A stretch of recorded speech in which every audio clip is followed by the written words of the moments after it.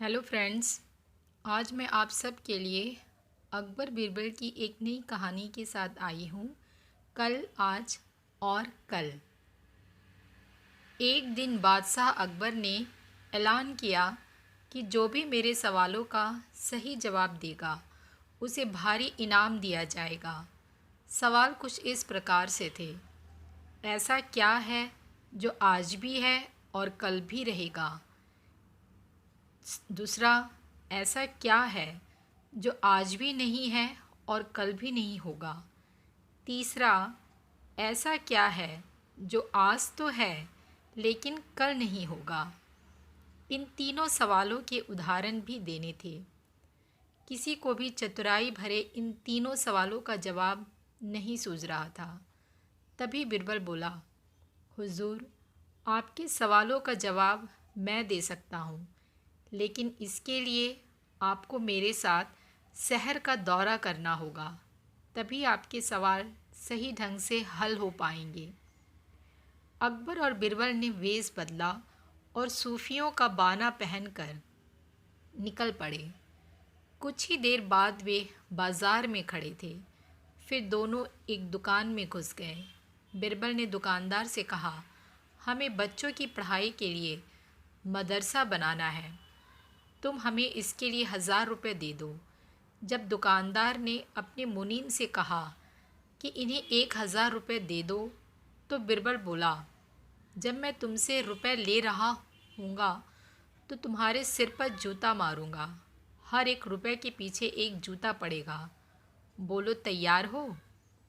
यह सुनते ही दुकानदार ने नौकर का पारा चढ़ गया और वह बिरबल से दो दो हाथ करने आगे बढ़ आया।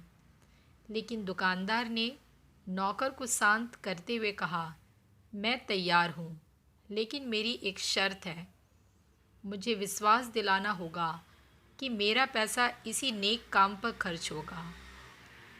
ऐसा कहते हुए दुकानदार ने सिर झुका दिया और बिरबल से बोला कि जूता मारना शुरू करे।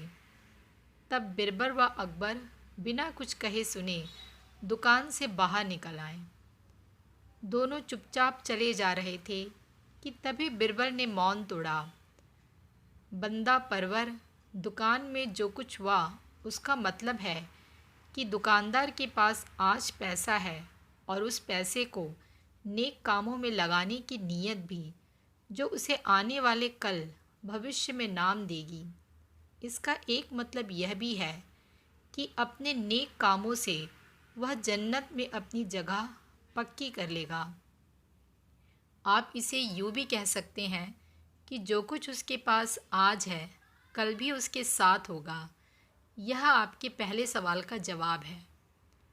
फिर वे चलते हुए एक भिखारी के पास पहुँचे। उन्होंने देखा कि एक आदमी उसे कुछ खाने को दे रहा है और वह खाने का सामान उस भिखारी की ज़रूरत से कहीं ज़्यादा है। तब बिरबल उस भिखारी से बोला, हम भूखे हैं, कुछ हमें भी दे दो खाने को। यह सुनकर भिखारी बरस पड़ा, भागो यहाँ से, जाने कहाँ से आ जाते हैं मांगने। तब बिरबल बादशाह से बोला, यह रहा हुजूर आपके दूसरे सवाल का जवाब।